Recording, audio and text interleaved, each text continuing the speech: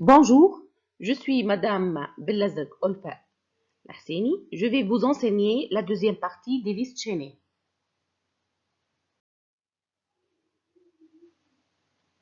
Alors, pour ceci, j'ai établi un plan.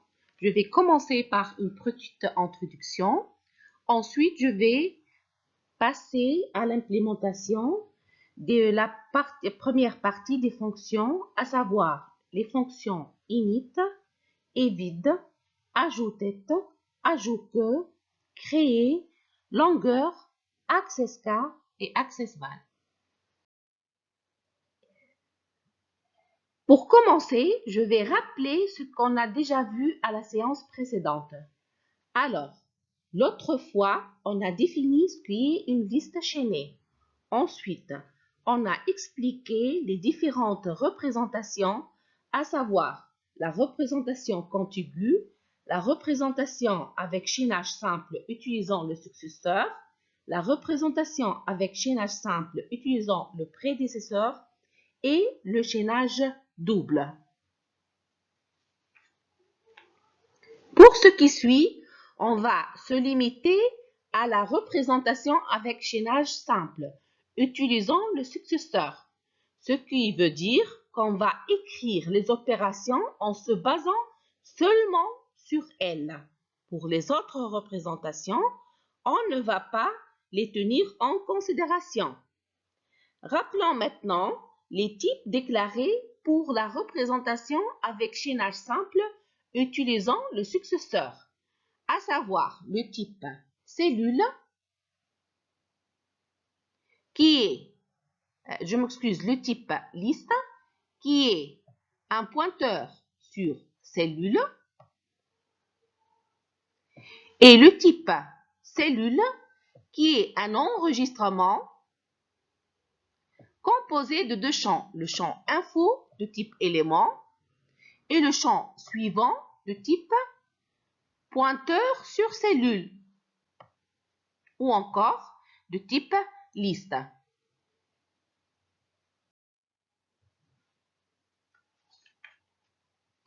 Passons maintenant aux choses sérieuses et commençons par l'implémentation de la fonction init, qui a pour rôle d'initialiser une liste L reçue en paramètre à la valeur nulle et de la retourner. Donc, comme vous voyez, on initialise une liste L à la valeur nulle et on va la retourner.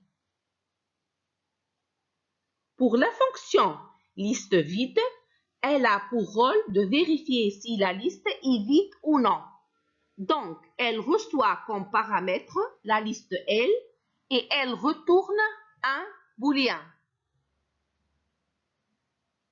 Donc, elle reçoit L de type liste et elle retourne un booléen.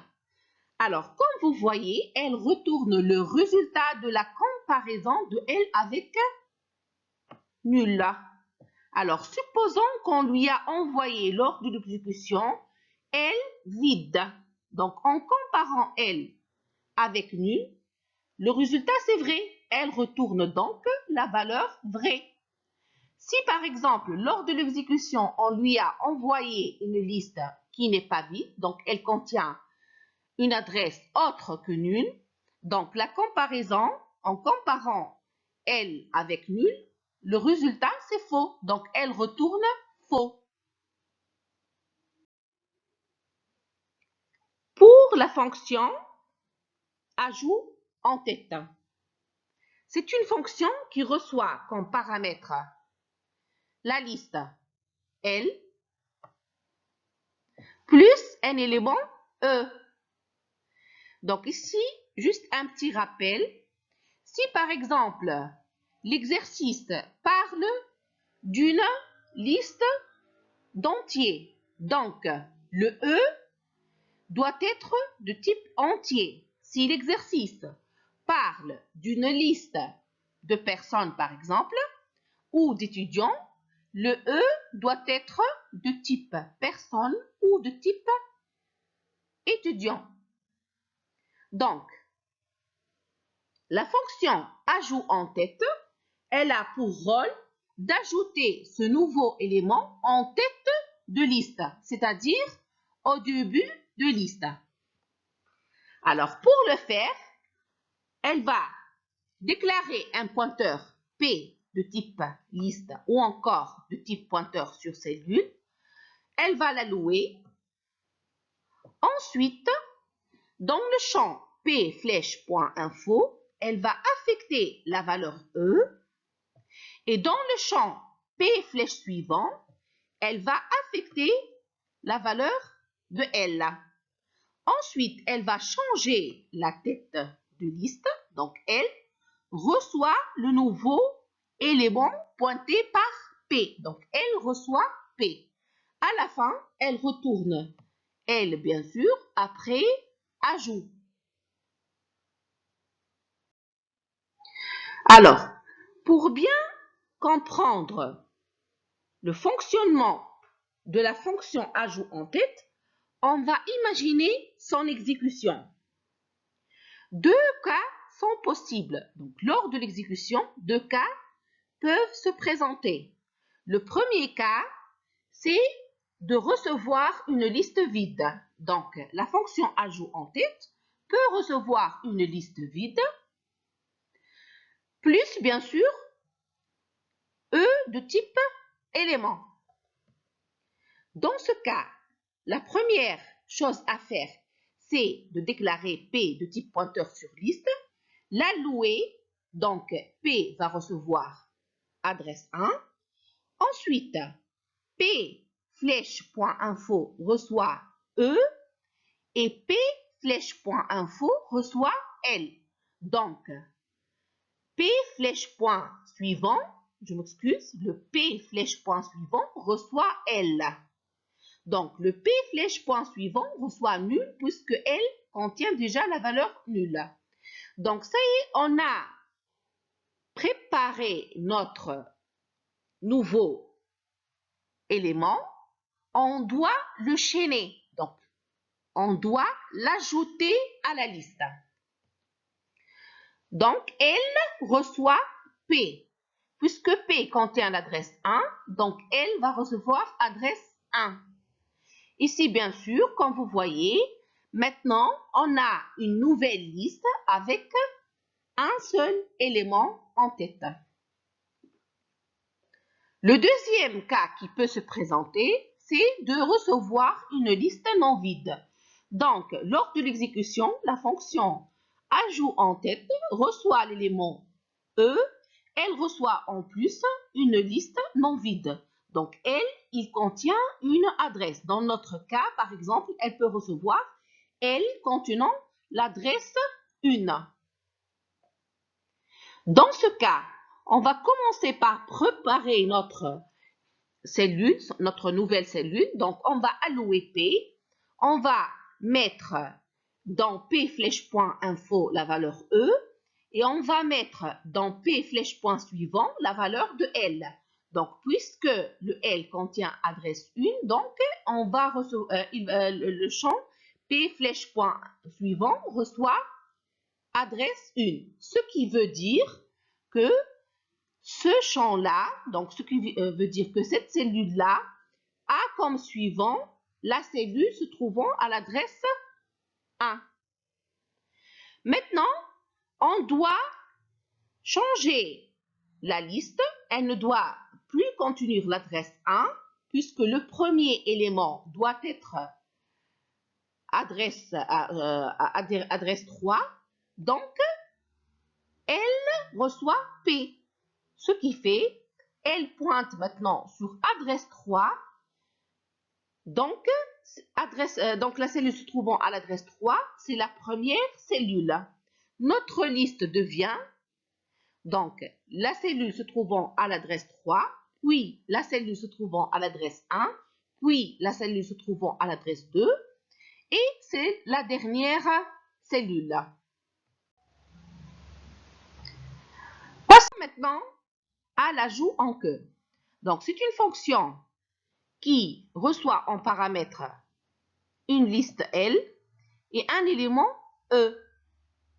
Elle doit ajouter cet élément en queue de liste, c'est-à-dire à la fin de liste. Alors, on va commencer par tester si elle est vide ou non. Si elle est vide, l'ajout en queue revient en ajout en tête, puisque elle ne contient pas d'éléments. Donc, ajouter en queue revient en ajout en tête. Donc, comme vous voyez ici, on a tout simplement copié le code de l'ajout en tête. Sinon, c'est-à-dire quoi? C'est-à-dire si elle n'est pas nulle. Donc, si elle n'est pas nulle, logiquement, on doit avancer. Donc, on est pointé sur le début, donc elle donc pointe sur le début de liste. On doit avancer pour pointer sur la fin de liste. Ensuite, on doit préparer notre nouvelle cellule et faire le chaînage. C'est pour cette raison, on va pointer PT sur le début. Donc, comme vous voyez, on va travailler avec PT pour ne pas changer la valeur de L. Donc, on doit faire de cette manière. Donc, PT reçoit L. Ensuite, on a une boucle tant que PT flèche point suivant différent de nul, tant qu'on n'est pas arrivé à la fin de liste. On va avancer le pointeur. Donc, tant que PT flèche suivant différent de nul, qu'est-ce qu'on va faire? On va avancer notre pointeur PT jusqu'à arriver, en sortant de la boucle, on est sûr que PT pointe sur le dernier élément ou encore la dernière cellule de la liste. Ensuite, on va préparer notre nouvelle cellule. Donc, on va allouer P. On va mettre E dans le champ P flèche point info. On va mettre nul dans P flèche point suivant. Pourquoi nul? Parce que cette nouvelle cellule est censée être la dernière. Donc, elle n'a pas de suivant. Ensuite, nous devons faire le chaînage. Comme vous voyez, PT flèche point suivant reçoit P. À la fin, on doit retourner L. Alors, maintenant, lors de l'exécution, comme d'habitude, deux cas sont possibles. Le premier cas, c'est d'envoyer une liste vide. Donc, notre fonction ajout en queue reçoit une liste vide en paramètres plus l'élément E. Dans ce cas, l'ajout en queue revient en ajout en tête. Dans le deuxième cas, la fonction ajout en queue reçoit une liste non vide. Donc, comme vous voyez, elle peut recevoir, par exemple, la liste suivante. C'est tout simplement un exemple. Dans ce cas, on va commencer par chercher le dernier élément de la liste. Donc, PT reçoit L. On va pointer PT sur le début de liste. Donc, comme vous voyez, PT, elle contient adresse 1. Donc, elle pointe sur la première cellule. Ensuite, tant que PT flèche point suivant est différent de nul, on entre dans la boucle.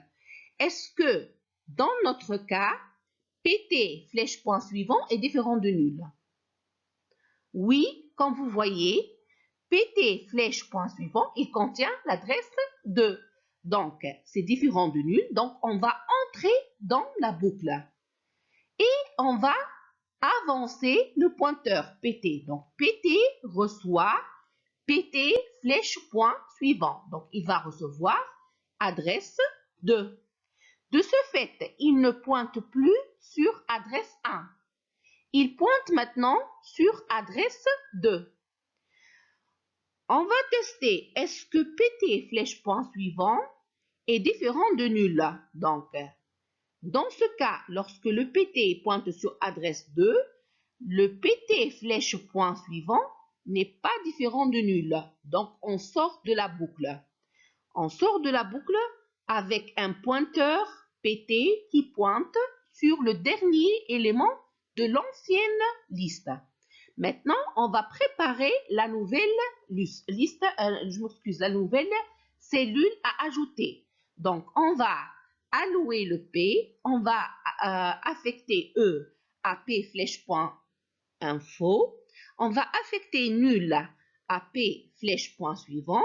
On a déjà bien expliqué pourquoi c'est la valeur nulle, parce qu'il n'a pas de suivant.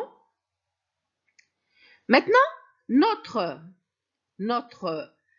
nouvelle cellule est prête, mais elle n'est pas reliée à la liste. Donc, elle n'appartient pas à la liste. Il faut faire le chaînage. Il faut la relier. C'est pour cette raison, PT flèche point suivant, il va contenir comme suivant l'adresse de la nouvelle cellule, c'est-à-dire il va contenir adresse 3. Donc, PT flèche point suivant reçoit P. À la fin, on va retourner notre nouvelle liste. Donc, on va retourner L contenant l'adresse 1. Maintenant, si par exemple, on va essayer de parcourir la liste, on va commencer par adresse 1, passer à adresse 2 et à la fin, passer à l'adresse 3.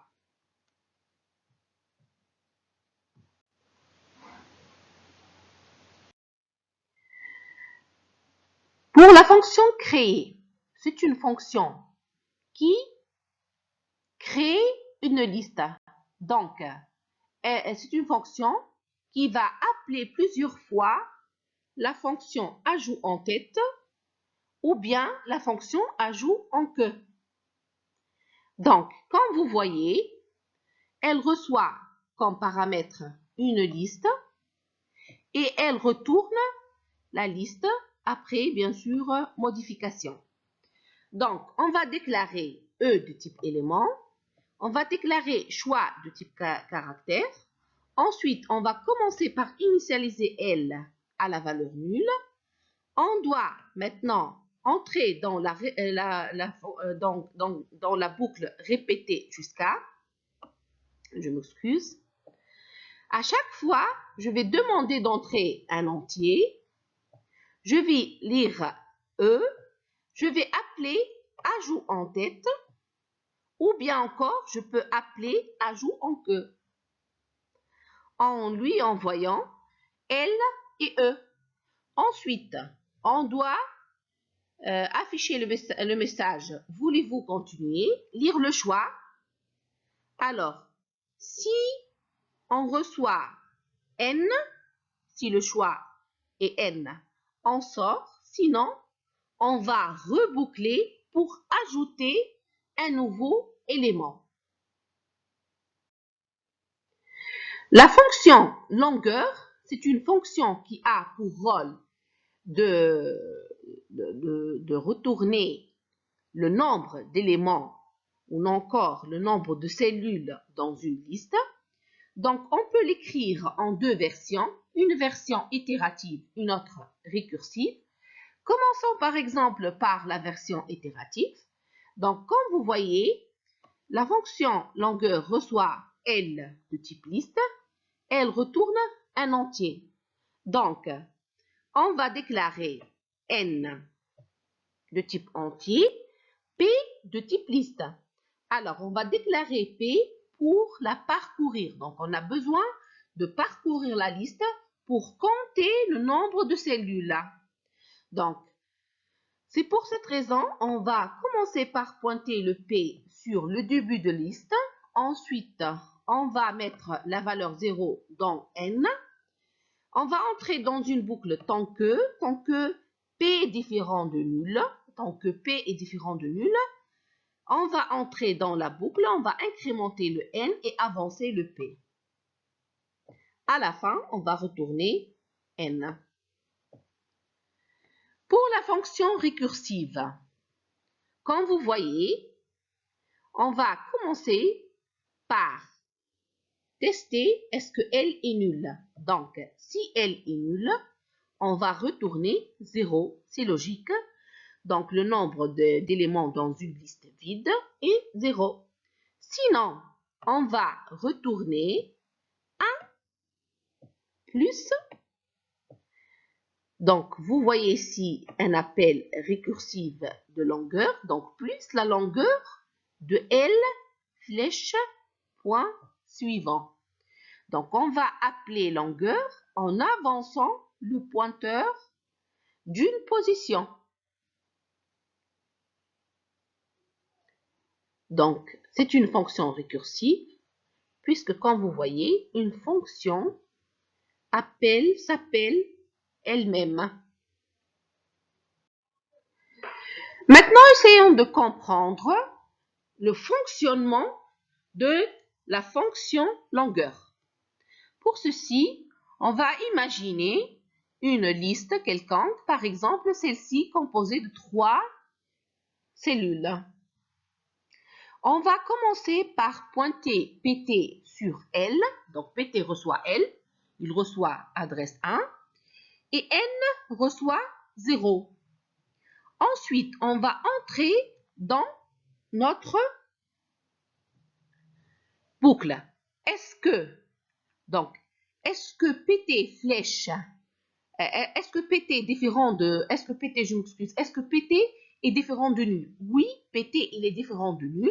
Donc, on va entrer dans la boucle. On va avancer le N, donc N reçoit N plus 1. En plus, on va avancer le pointeur PT d'une position. Donc, comme vous voyez, il ne va plus pointer sur le premier élément.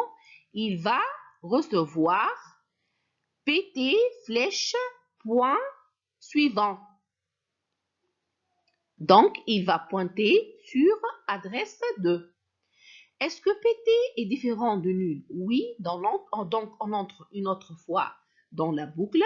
On va avancer le N, donc N reçoit N plus 1. Et PT reçoit PT flèche point suivant. Donc, PT, il va pointer sur la cellule suivante. Maintenant, est-ce que PT est différent de nul? Oui, donc on entre une autre fois dans la boucle et N va recevoir N plus 1. Donc, il va recevoir la valeur 3. Ensuite, PT reçoit PT flèche suivante. Donc, il va recevoir la valeur nulle. Donc, est-ce que PT est différent de nul? Non. Donc, on sort de la boucle. On retourne le N. Très bien. Passons maintenant à la fonction access_k. Donc, access_k, c'est une fonction qui permet de retourner un pointeur sur une position quelconque. Par exemple, si on veut se pointer sur la position 3, donc on appelle la fonction access_k avec L,3. Elle retourne un pointeur sur la position 3. Donc, comme d'habitude, vous voyez, on a deux versions, une version itérative, une version récursive. Commençons par expliquer la version itérative. Alors, access_k, elle reçoit comme paramètre L de type liste, K de type entier. Elle retourne un pointeur sur cellule ou encore le type liste. Alors, on va commencer par déclarer P de type liste, I de type entier.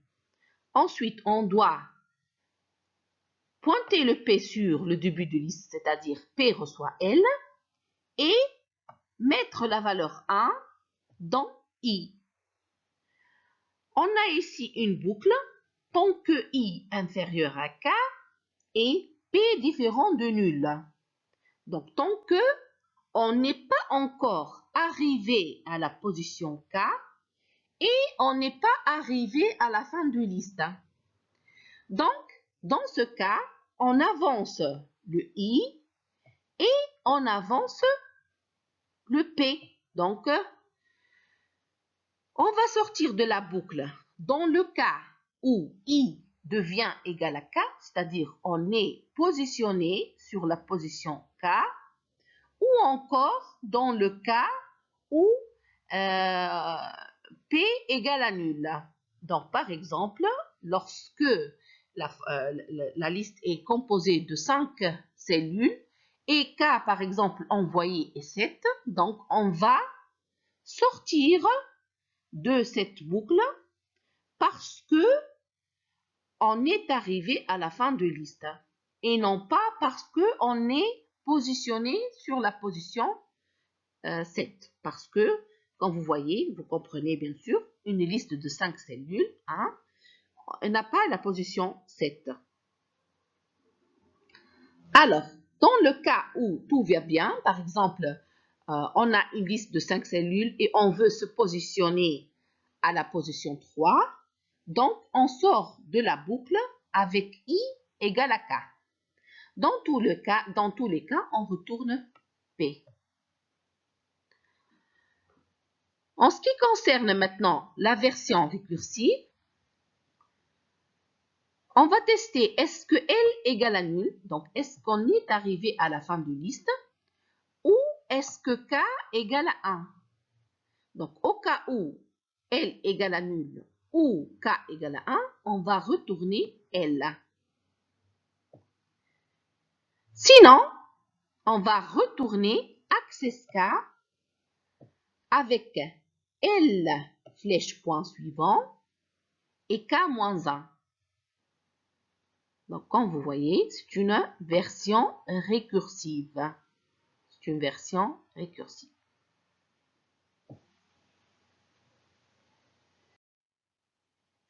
Maintenant, essayons de comprendre la logique de la fonction access_k. Cette fois-ci, on va exécuter la version récursive. Alors, on aura besoin d'une pile d'exécution. Supposons maintenant qu'on a la liste suivante. On va commencer par empiler l'espace d'exécution du programme principal. Donc, par exemple, on a commencé l'exécution du programme principal. On est arrivé à l'instruction X reçoit access K, L, 2. Donc, X doit être de type, bien sûr, liste ou encore de type pointeur sur cellule. Elle reçoit le résultat de access K entre parenthèses L,2. Donc, L, dans notre cas, elle contient adresse 1. Donc, on va appeler la fonction access_k en lui envoyant les paramètres suivants, adresse 1 et 2, puisqu'on veut se positionner sur la deuxième cellule de liste. Donc, on va arrêter l'exécution du programme principal. On va empiler l'espace d'exécution de access_k adresse 1,2. Donc, on va exécuter la fonction access_k sur les paramètres adresse 1,2. Donc, le code, on l'a déjà vu. Donc, on va tester. Est-ce que L égale à nul? Donc, adresse 1, c'est différent de nul.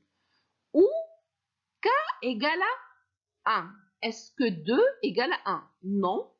Donc, on va entrer dans le sinon et on va retourner access_k entre parenthèses L flèche point suivant virgule K moins 1. Donc, L contient adresse 1, donc le L flèche point suivant, c'est adresse 2. K contient 2, donc le K moins 1, c'est 1. Donc, on va appeler access_k avec les paramètres adresse 2, 1. Donc, on va arrêter l'exécution de access_k adresse 1,2 et on va empiler l'espace d'exécution de access_k avec les paramètres adresse 2,1. Alors, on va exécuter le code de access_k sur ces paramètres-là. Donc, on va tester est-ce que L égale à nul. Donc, dans notre cas, le premier paramètre s'appelle L. Donc, pour nous, adresse 2, elle est différente de nul. Est-ce que K égale à 1? Oui, On a K égale à 1. Donc, on va entrer dans le si et on va retourner L. Dans notre cas, L, c'est adresse 2. Donc, on va retourner adresse 2. Ça y est, on a un résultat, je m'excuse. Donc, on va dépiler, on va enlever l'espace d'exécution de access K adresse 2,1 et on doit retourner le résultat à la fonction appelante, c'est-à-dire access K adresse 1,2. Maintenant, on est pointé sur retourner le résultat de access K entre parenthèses adresse 2,1. Donc, retourner adresse 2. Donc, la fonction access K adresse 1,2, elle a un résultat. On va l'enlever, on va la dépiler et on va retourner son résultat au programme principal. Donc, X reçoit le résultat de access K adresse 1,2. Donc, il reçoit adresse 2. Donc, maintenant, on a terminé notre programme principal. On va le dépiler.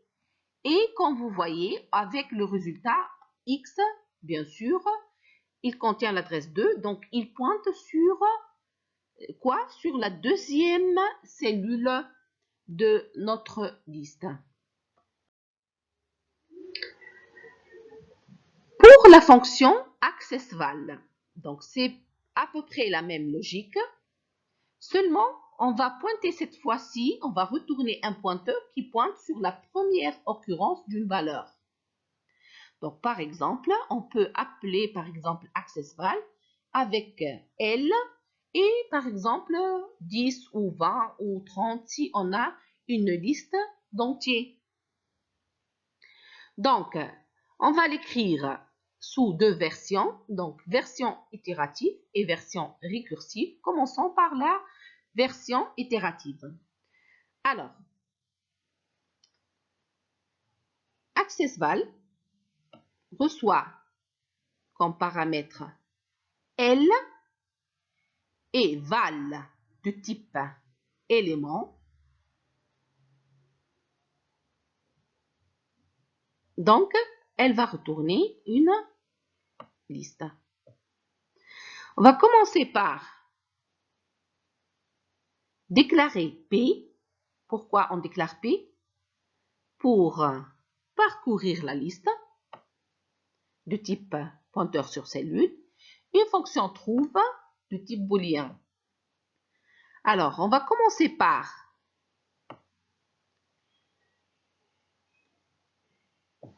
pointer le P sur le début de liste, donc P reçoit L. Ensuite, on va supposer que trouve contient la valeur faux. Alors, on a par la suite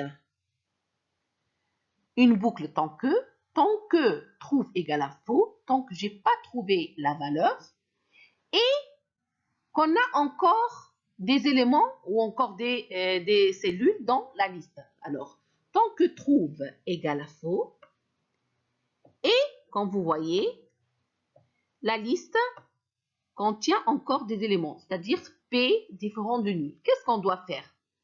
On va tester, est-ce que P flèche info égale à val? Donc, est-ce que la partie info de notre cellule contient la valeur val? Alors, si elle est égale à val, trouve reçoit vrai. Donc, on met à trouve à vrai. Pourquoi? Pour pouvoir sortir de la liste. Donc, une fois on a trouvé val, P pointe sur la cellule contenant val, on sort directement. On ne doit pas avancer le pointeur. D'accord? Sinon, si P flèche point info ne contient pas la valeur val, donc on va chercher dans la cellule suivante. Et c'est pour cette raison qu'on doit avancer le pointeur. En sortant de la boucle, on retourne P. Donc, en sortant de la boucle, soit qu'on est sorti, bien sûr, parce qu'on a trouvé la valeur val. Dans ce cas, On sort parce que true devient vrai. Et bien sûr, on sort avec P pointant sur la cellule contenant val. Sinon, si la valeur n'existe pas dans la liste, donc on sort parce que P est égal à nul. Dans ce cas, on retourne nul, donc on retourne P contenant nul, et bien sûr, ça veut dire qu'on n'a pas trouvé la valeur. Pour la version récursive, c'est plus facile. Donc, accessVal, on l'appelle comme d'habitude avec la liste L et la valeur de type élément. On va tester. Si L est nul, alors on retourne nul. C'est-à-dire si la liste est vide, c'est évident, on retourne nul. Ça veut dire, si la liste est vide, bien sûr, on n'a pas la valeur. Sinon, si la liste n'est pas vide, on va tester. Si l'élément en cours flèche.info égale à la valeur, donc on retourne L. Donc si par exemple le champ info de la cellule en cours contient val, donc on retourne L, c'est-à-dire on retourne le pointeur pointant sur cette cellule. Sinon, on va chercher dans le reste des éléments appartenant à la liste. Donc, on va appeler accessVal en avançant le pointeur. Donc, comme vous voyez, on va avancer L, flèche point suivant, virgule, val. Maintenant, essayons de voir comment ça se passe à l'exécution. Donc, soit comme d'habitude, voilà, par exemple ici, on va prendre le cas d'une liste d'entiers, soit une liste d'entiers quelconque, voilà. Supposons par exemple qu'on veut chercher la valeur 100 dans cette liste. Alors, on va empiler dans notre pile d'exécution l'espace d'exécution du programme principal. En exécutant le programme principal, on est arrivé à l'instruction Y reçoit accessVal entre parenthèses L, 100, donc L, dans notre cas, c'est adresse 1, donc accessVal. On l'appelle en lui envoyant les paramètres adresse 1 et 100.